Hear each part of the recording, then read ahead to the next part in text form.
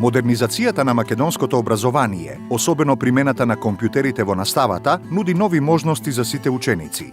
Концептот на пристапно образование обезбедува подобри образовни можности за учениците со попреченост, прилагодувајќи ја современата технологија на нивните потреби. Истражувањата покажаа дека речиси половина од безмалку 2500 ученици со попреченост во редовното основно образование имаат потешкотии или воопшто не можат да користат стандарден компјутер.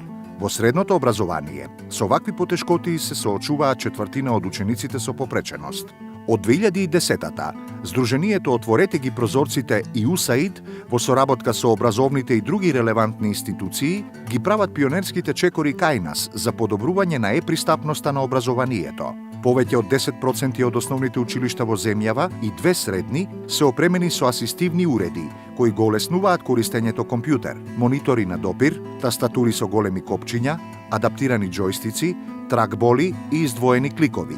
Повеќе од 1200 наставници и училишни дефектолози, педагози и психолози се обучени да ја користат асистивната технологија во наставата. Јас сум наставник кој што во својата паралелка има ученик со Даун синдром. Асистивната технологија отвара навистина многу големи можности. Јас конкретно сум ја користела големата тастатура во наставата, која што многу помага при описменувањето на овие деца. Илина сака да работи на компјутер, имаме дома компјутер кој што го користат и незините сестри, таа сама се снаоѓа, значи го користи и за образовни цели, пишува реченици и така натака, а го користи и за забавни цели. Прирачници и други материјали нудат упатства и нови работни методи на наставниците, училишните стручни служби и родителите, да го олеснат вклучувањето на учениците со попреченост во наставата.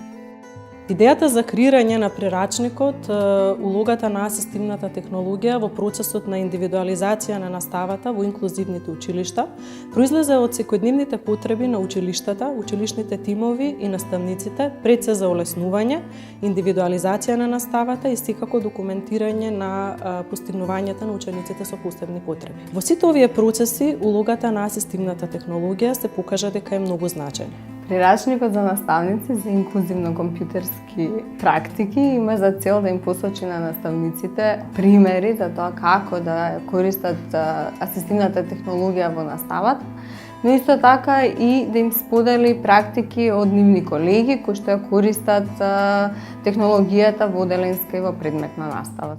Пристапните софтверски решенија се еднакво значајни. За прв пат кај нас, 20 учебници за основно образование се достапни во пристапна електронска верзија, што меѓу другото овозможува ученици со оштетување на видот да користат читач на екран и да го слушаат текстот на учебникот. Неколку пристапни образовни апликации беа ставени на располагање на основните училишта. За дел од нив, Бирото за развој на образованието изработи упатство за наставниците да ги поврзат игрите со наставните содржини. Откако неколку игри од странски производители беа локализирани, прилагодени на македонски и на албански јазик, беа изработени 2 нови, оригинални образовни апликации кои можат да ги користат сите деца. Наставници и дефектолози во соработка со Факултетот за информатички науки и компјутерско инженерство ФИНКИ изработија игра за читање и пишување.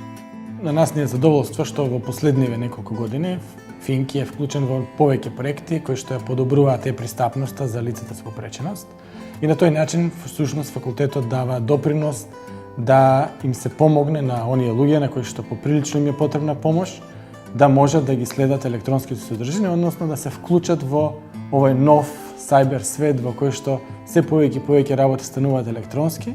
И во таа насока можам да кажам дека секогаш ни е задоволство кога учествуваме во проекти кои што им возможуваат на луѓето со попреченост пристапност до електронски сервиси. Конкретно тие игри за учење на азбуката ги работевме во неколку фази.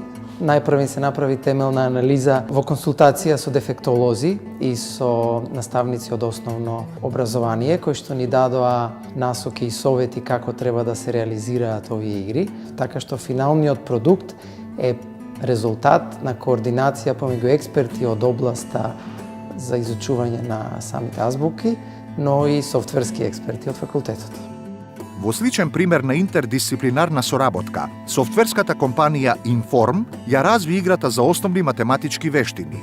Ние сме тим кој верува во социјална одговорност и бидејќи сакавме нешто да ја дадеме на заедницата, а пишуваме софтвер, најлогично беше да напишеме софтвер кој што ќе го дадеме на заедницата.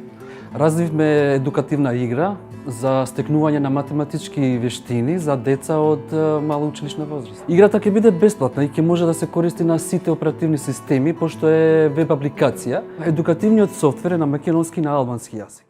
Е-пристапно образование подразбира комбинација од пристапен хардвер и софтвер и пред се луѓе, наставници, родители, професионалци во образованието со знаења, вештини и подготвеност да овозможат подобри образовни можности за сите. Пред да го запишам Јане во училиште, долго истражував, сакајќи да најдам средина во која што тој добро ќе се чувствува и ќе напредува.